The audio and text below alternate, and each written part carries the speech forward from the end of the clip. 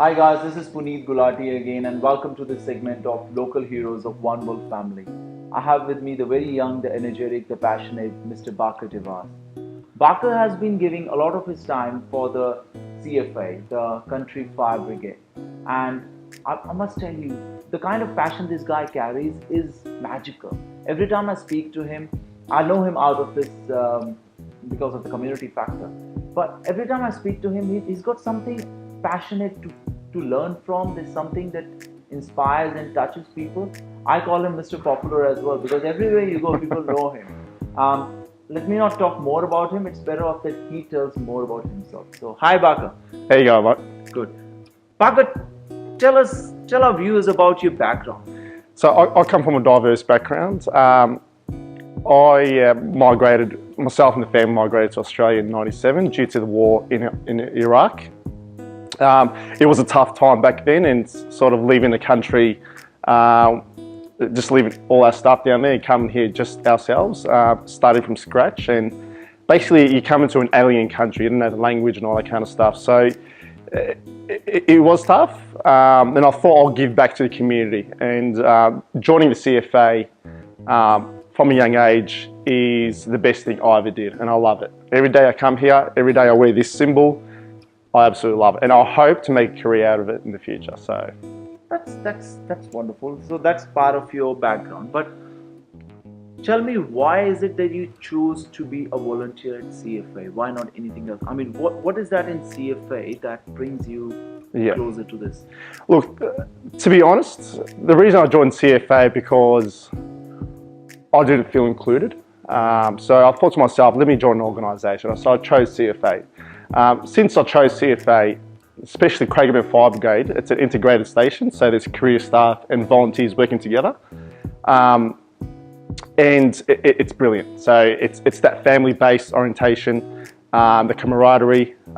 Every time I come to the station, it's like a brother's coming or a sister's coming, and it's fantastic. You know, just last night we were sitting down in the mess room having dinner with the career staff, and the personal reason why I wanted to join, because I wanted to feel included, I wanted to make a difference, and I wanted to give back to the community.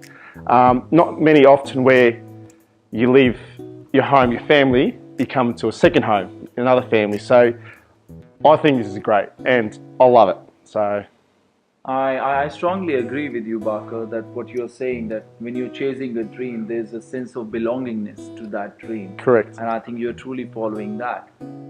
Talking from the same point of view, I mean, what is that one skill? What is actually there couldn't be one skill. What is that skill, that knowledge that you bring with you towards this cause that you are working, that you want to work for and you're volunteering for? Yeah.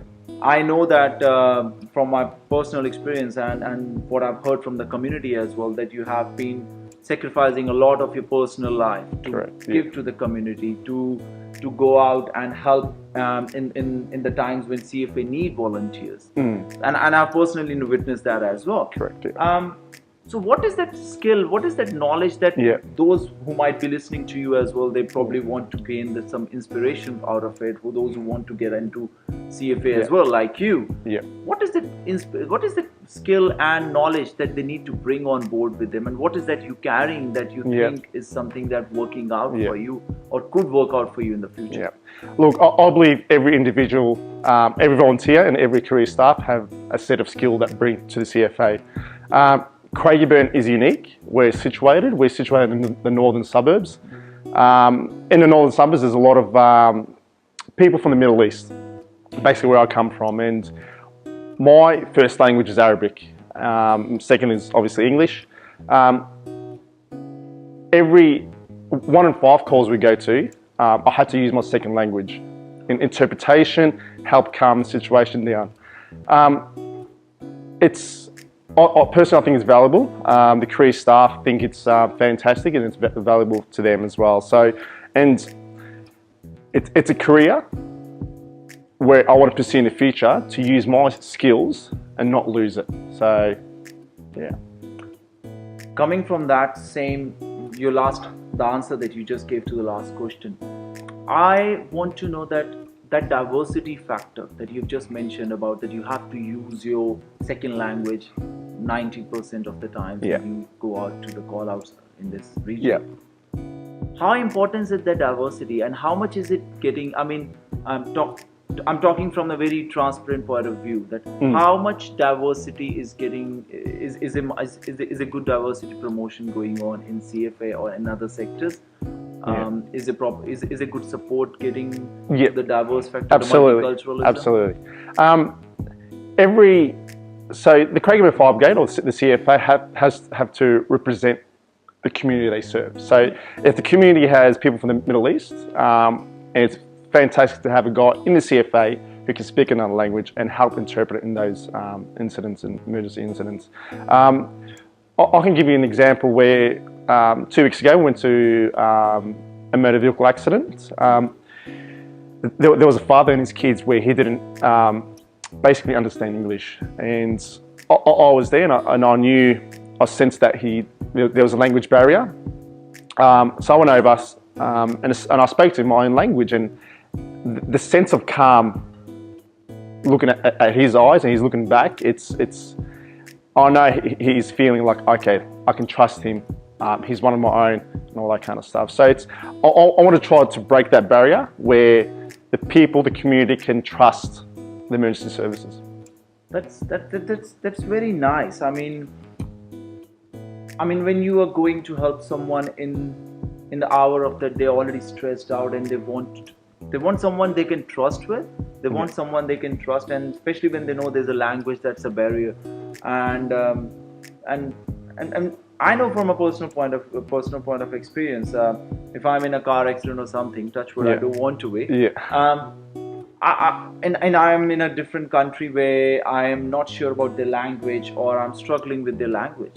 I would freak out, even absolutely in my age. I mean, I think I would freak out, and I can totally understand if someone in the middle age and trying to pass on their feelings, or pass on what actually happened, and share that incident at that time. Absolutely.